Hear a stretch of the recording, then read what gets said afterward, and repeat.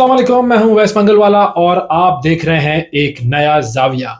Break through होता हुआ नजर आ रहा है इमरान खान साहब के चाहने वालों के लिए, पीटीआई के चाहने वालों के लिए बड़ी खुशखबरी आ गई है। इमरान खान साहब को जमानत मिल गई है तोशाखाना 2.0 केस में, और पीएमएल-एन के लिए और हुकूमत के लिए जो है वो इस वक्त थोड़ी सी तशवीश का मकाम है, थोड़ी सी उनके लिए परेशानी सामने आई है कि अब उनके साथ क्या होगा, क्योंकि पीटीआई वाले जो है वो इस वक्त खुश हैं और उनको ये लग रहा है कि हमारे जो मामलात हैं वो किसी न किसी हद तक तय होने की जो पहली मंजिल थी शायद उस तक पहुंच गए हैं। आज जो जमानत हुई है केस में, उसके हवाले से हम बात करेंगे कि अदालत में आज क्या हुआ, क्या डिस्कशन हुई और किस तरीके से जमानत दी गई। उसके बाद हम ये बात भी करेंगे कि ये जो केस था ये बुनियादी तौर पर था क्या, इसकी भी थोड़ी सी आपको तफसील बताएंगे। और फिर अब मामला है एहतजाज का, पीटीआई एहतजाज करेगी या फिर पीटीआई जो है वो जश्न मनाएगी, क्या होने जा रहा है, मुज़ाकरात कहाँ तक पहुंचे हैं, क्योंकि मुज़ाकरात की टेबल पर भी कुछ बातें चल रही हैं, वो मुज़ाकरात किस लेवल पर हो रहे हैं इस पर भी हम बात करेंगे और उसका इम्पैक्ट क्या होगा, इन तमाम चीज़ों पर हम बात करेंगे। लेकिन सबसे पहले आप चैनल सब्सक्राइब कर लीजिए। एक नया जाविया कंटेंट रोज़ की बुनियाद पर आपको मिल रहा है, कंटेंट मिस नहीं करना आपने।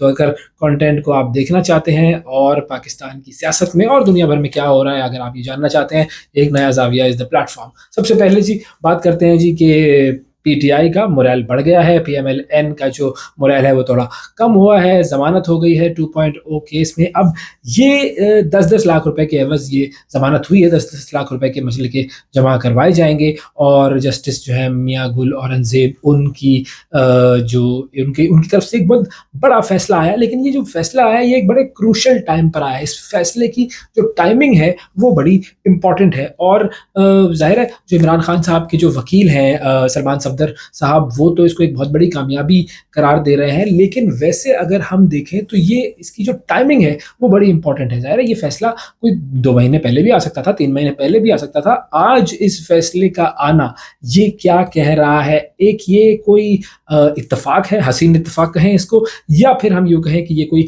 गुडविल जेस्चर है इस्टेब्लिशमेंट की तरफ से कि जी हमने अपने देखें मामलात में थोड़ी सी लचक दिखाई है तो अब आपको भी लचक दिखानी होगी। कुछ लो और कुछ दो की बुनियाद पर मामलात तय किए जाते हैं, तो हमारी तरफ से पहला कदम उठ गया है। तो ये चीज़ जो है वो बड़ी इंपॉर्टेंट है।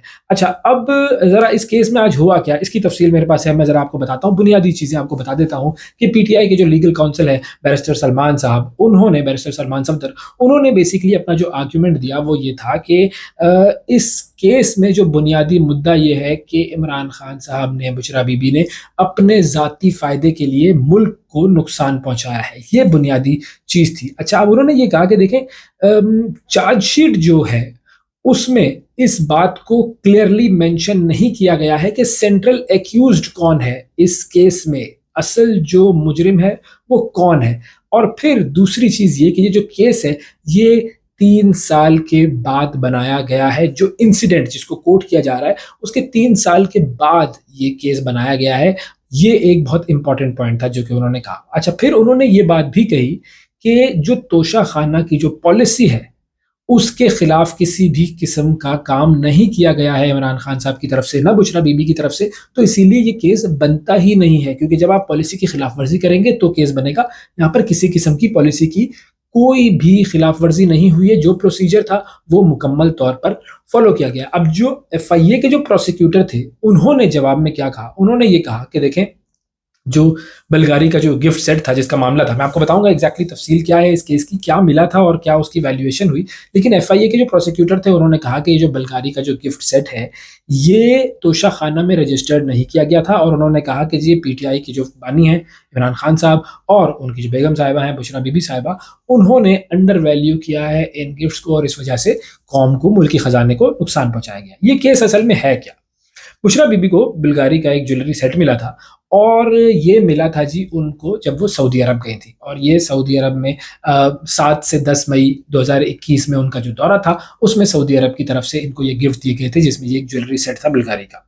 अच्छा, उसमें क्या क्या चीज़ें थी, एक उसमें घड़ी थी, फिर एक उसके अंदर ब्रेसलेट था, एक उसके अंदर नेकलेस था और एक पैर था, इयररिंग्स था। तो ये चीज़ें थी जो कि उसकी उस गिफ्ट में मौजूद थी, उस सेट में मौजूद थी। अच्छा, अब उसमें मामला ये हुआ कि जी ये जो एफआईए की तरफ से जो प्ली है वो ये है कि इमरान खान ने और बुशरा बीबी ने ये सेट अपने पास रख लिया। फिर उसके बाद 18 मई 2021 एग्जैक्ट डेट है जिस पे डिप्टी मिलिट्री सेक्रेटरी ने सेक्शन ऑफिसर, जो तोशाखाना के सेक्शन ऑफिसर थे, उनको इन्फॉर्म किया कि जी आप असेस करें और इस ज्वेलरी सेट को आप चेक करें और उसकी जो है वो वैल्यूएशन करवाएं, लेकिन वो डिपॉजिट नहीं हुआ। फिर उसके बाद जो ये जो कीमत थी उसका तयन आया कि जी कीमत क्या है इसकी। बुल्गारी का जो सेट है, बुल्गारी ने ये बेचा था सऊदी अरेबियन जो फ्रेंचाइज है उनकी, सोलोजन ट्रेडिंग। बुल्गारी की जो सऊदी अरब में जो फ्रेंचाइज है उसका नाम है सोलोजन ट्रेडिंग। सोलोजन ट्रेडिंग को 25 मई 2018 को ये सेट फरोख्त किया गया था और इसकी कीमत क्या थी, 3 लाख यूरो थी और इयररिंग्स जो थे वो 80,000 यूरो के अलग से थे। अच्छा, अब ये जो प्राइसेस थी उस वक्त ज़ाहिर अवेलेबल नहीं थी उस चीज़ की, लेकिन 28 मई 2021 को जो टोटल वैल्यू थी बुल्गारी ज्वेलरी सेट की वो क्या थी, कोई तकरीबन 7.5 करोड़ के करीब थी। 7.5 करोड़ रुपए, रुपए नहीं, 7.5 करोड़ रुपए के करीब की इसकी वैल्यू थी। नेकलेस जो था वो कोई 5.5 करोड़ का था और इयररिंग्स जो थे वो तकरीबन 1.5 करोड़ के थे। तो इस तरीके से ये इसकी कोई वैल्यू आ रही थी। अच्छा, अब तोशाखाना के रूल्स जो हैं वो क्या कहते हैं? तोशाखाना के रूल्स ये कहते हैं कि आप 50% इसकी अदायगी करें, उसकी जो वैल्यू है उसकी 50% अदायगी करें और आप ये चीज़ रख लें। तो तकरीबन कोई 3.5 करोड़ की पेमेंट जो है वो तकरीबन आ रही थी, 3.5 पौने 4 करोड़ इस तरीके से कोई पेमेंट आ रही थी जो कि इस ज्वेलरी सेट की और इस इयररिंग्स की मद में अदा करके उसे लिया जाना चाहिए था।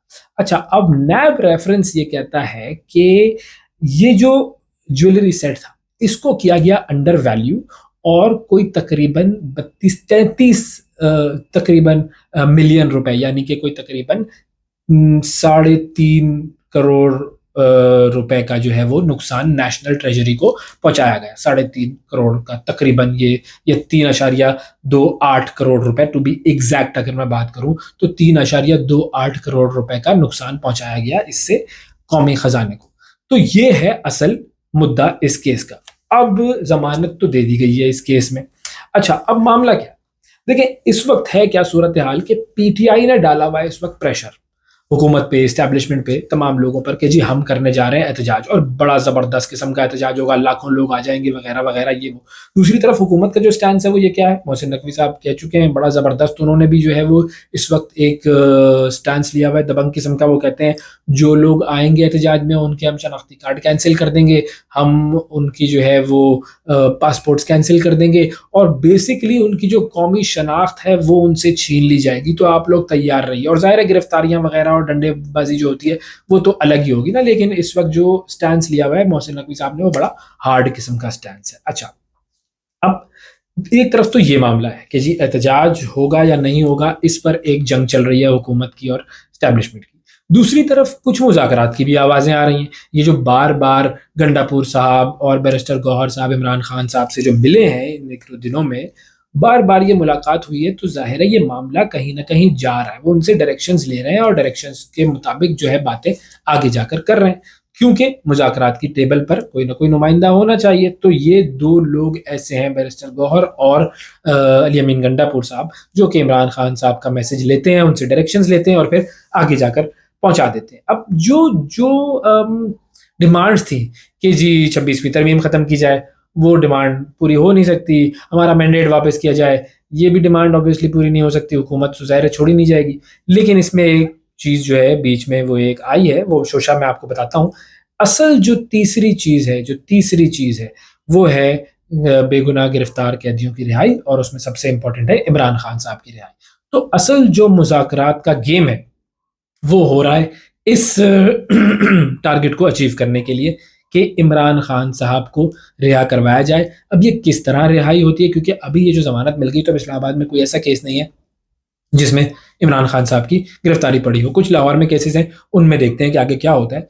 लेकिन ये जो मामलात हैं, ये किसी न किसी हद तक जाते हुए नज़र आ रहे हैं पीटीआई वालों को। अच्छा, जो पीएमएलएन वाले हैं, वो तो कहते रहे हमेशा से कि बैरिस्टर गौहर हो गए और गंडापुर साहब हो गए, ये तो वैसे ही जो है वो एस्टेब्लिशमेंट के लोग हैं और इनकी बातों को सीरियस ना लिया करें।